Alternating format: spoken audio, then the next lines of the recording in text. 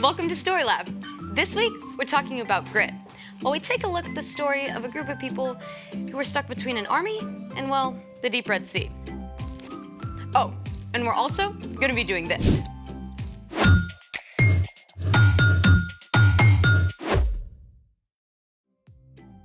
Hey, I'm Skylar. And I'm Sebastian. We're talking about grit, which is refusing to give up when life gets hard. Or refusing to get grouchy when every day for a whole week is cloudy. I like cloudy days. Really? They're good for thinking and reading. And hot chocolate. There's actually a Cloud Appreciation Society. For reals? Wow, there really is. You should see the stuff they have posted.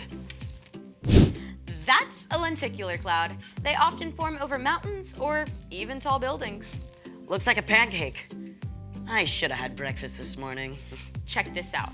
These cloud rolls are called morning glories. They show up when a downdraft from an advancing storm causes moist, warm air to rise and cool fast. Looks like cloud twizzlers. Here's another one. What? Mammatus clouds. They can form when ice crystals fall out of cumulonimbus storm clouds. I'm pretty sure that's a set of a Marvel movie. I've changed my mind. I think every day should be a cloudy day. Good, because we're about to make our own cloud right now. Yes! Let's make it! Step 1, find a large glass jar. Done. Step 2, fill a cup with ice cubes. So far, so good. Next, you're gonna want to take the lid off of your jar. And step 3, boil some water. And then pour it in the jar. Make sure you get a grown-up to help. And once you have a fair amount, carefully swirl it to warm up the sides. It's hot. Yes, it is. Next, turn the lid upside down and fill it with ice cubes. Then you're gonna let it wait for 20 seconds. What are we supposed to do for 20 seconds?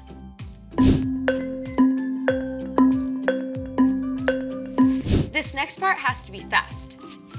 Step 6. What's gonna happen is you're going to remove the lid, pump hairspray into the jar, and then immediately put the lid back over it. Are you ready? Yes, I'm ready. Can you do it? I can do it. Okay, 3, 2, 1. I can see it brewing. Release the cloud. Oh, that's so cool. Bring on the cloudy days. Good, because there's a ginormous pillar of cloud in today's story. It's time for The story before the story. Today, we're in the second book of the Old Testament, Exodus. God made a plan to bless the whole world through one family, the Israelites. But for hundreds of years, the Israelites had been enslaved in Egypt. They cried out to God for help, and God sent a man named Moses who faced down the king, Pharaoh.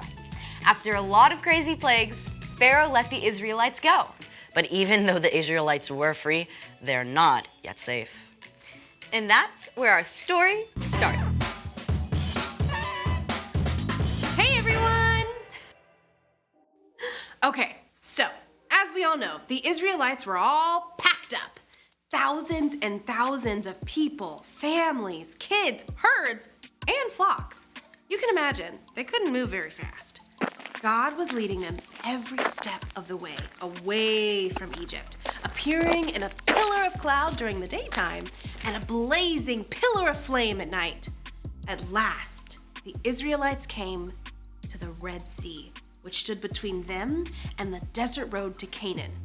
But while the Israelites set up camp along the shore of the Red Sea, back in the palace, Pharaoh was having serious second thoughts.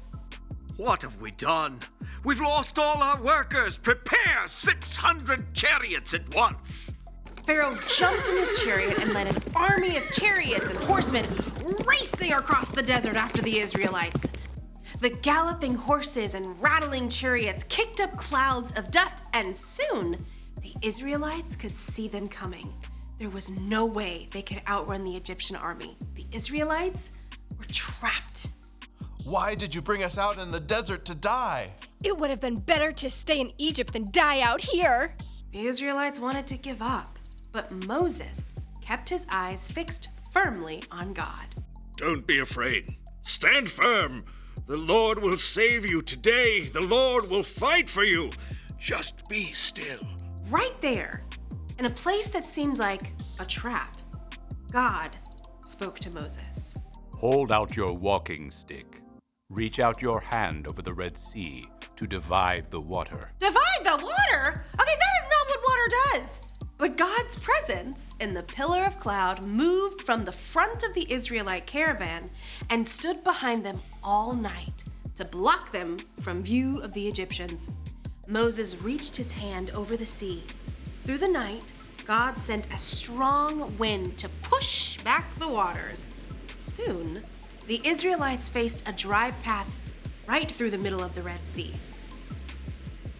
I mean, can you imagine what it must have felt like?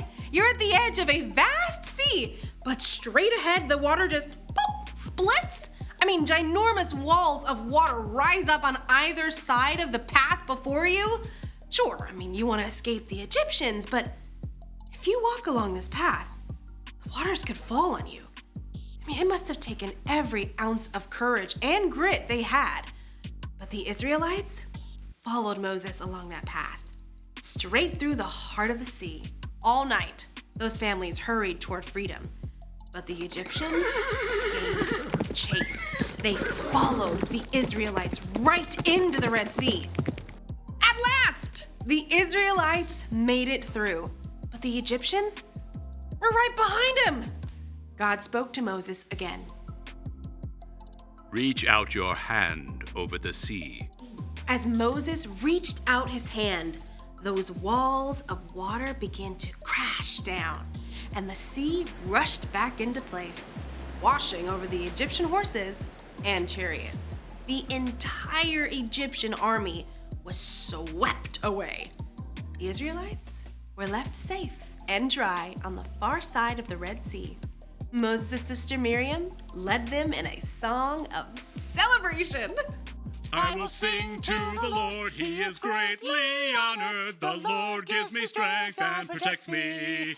He has saved me. The end.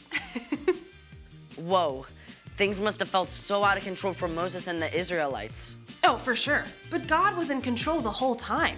God opened up a way for them to just keep going. So, what's our part in this story? Well, there are some times when you feel stuck, right? Like maybe one particular subject at school is super hard for you and you feel like it'll never get easier. Keep going. Because God knows what you're facing. God will walk with you the whole way through. Or you're just starting in a new school and you haven't been able to make friends just yet. Don't give up. God can help you find friends when you least expect it. And best of all, God gave us Jesus to show what it looks like to keep going. Exactly. I mean, Jesus didn't give up loving us, even though it cost him his life. And when we follow Jesus, we have the power of the Holy Spirit to keep going too. That is amazing news. Isn't it? All right, I'll see you guys next time. Bye. Bye, Erica. So here's the thing.